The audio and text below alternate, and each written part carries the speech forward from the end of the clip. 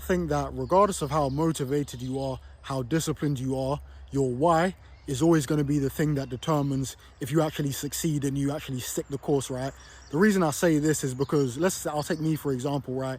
I remember there was a period of time where, like, when I eat certain foods, my mood gets affected. That I've noticed it, yeah.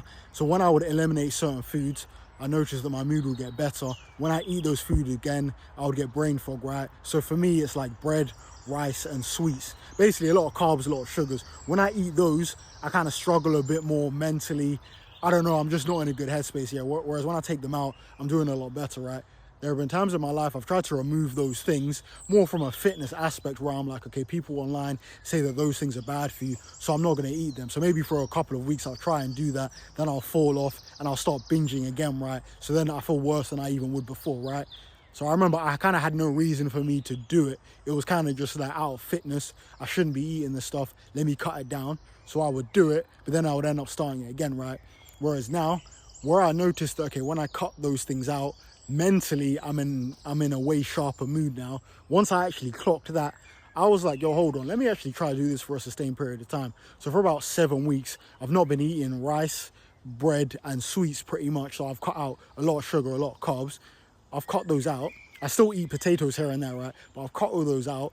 And mentally, my mind is just racing way more. I'm a lot more creative. I'm in a lot of a better state. I can even sleep less and think more clearly during the day. And I feel like that's giving me a why. Because now I'm like, well, if I was to eat a bag of Haribos now, consistently, or some cake, I could go back to my old mind state, which I'm not saying is terrible, but I prefer how I'm thinking now. So now that I've got the why, it's kept me on course. And regardless of the discipline that I had before, the why is what's kept me doing it, because I still got the same level of discipline I did before. Whereas now my appetite has kind of been suppressed a bit and my cravings are gone. So now I don't even need the discipline to help me not eat those foods again. But the why being that I want to keep my mind sharp and I don't want to go back to that mental place. The why is what's kept me going, man. So whatever you're doing, you can be as disciplined as you want. But if you don't have an actual proper reason of why you want to do it, you're not going to be able to keep it going. So for example, even a lot of people are trying to lose weight. They're trying to lose 10 pounds because they need to have a beach body ready, or a beach body ready, yeah, as I said.